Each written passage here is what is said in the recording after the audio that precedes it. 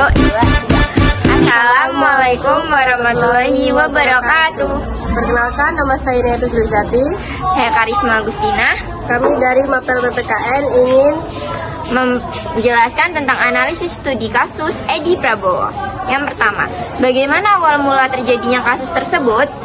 Kasus korupsi Edi Prabowo, mantan anggota DPR RI, itu dicokok Komisi Pemberantasan Korupsi atau KPK karena diduga menerima suap berkaitan dengan ekspor benih lobster.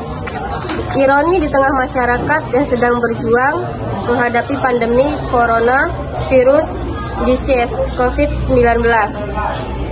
Edi malah melanggengkan praktik korupsinya. Kasus Edi Prabowo divonis 5 tahun penjara. Saat akhir November 2020, KPK memang sudah mengintai adanya penerimaan uang oleh penyelenggaraan negara. Informasi adanya transaksi pada rekening bank yang diduga sebagai penampung dana dari beberapa pihak. Kemudian pada hari di mana hakim menjatuhkan vonis yang sama, dengan tuntutan jaksa Edi divonis 5 tahun penjara dan denda sebesar 400 juta. Edi juga dijatuhkan hukuman tambahan membayar uang pengganti senilai 10 miliar. Selain itu, hak politik Edi dicabut selama 3 tahun setelah menjalani masa pidana. Edi dinyatakan hakim bersalah melanggar pasal 12 huruf A UU RI nomor 31 tahun 1999 tentang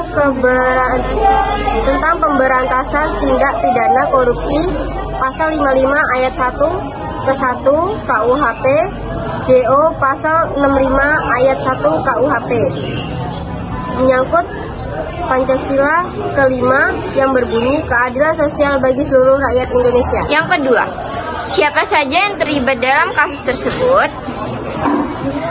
Edi Prabowo, Safri, dan Andrew, mantan staf Edi Prabowo, pengurus PT Aero Citra Kargo Siswandi, istri Menteri Kelautan dan Perikanan, serta Sefri Endri Prabowo, Amril Muknim sebagai tersangka penerima suap. Yang ketiga, menurut kalian, apa yang menjadi sumber masalah dalam kasus tersebut? Staf Edi Prabowo dan Edi Prabowo. Yang keempat, menurut kalian, siapa yang dapat berperan untuk memproses kasus tersebut secara tepat? Majelis hakim. Yang kelima, apa komentar atau kritik atau saran atau pemikiran terhadap kasus tersebut?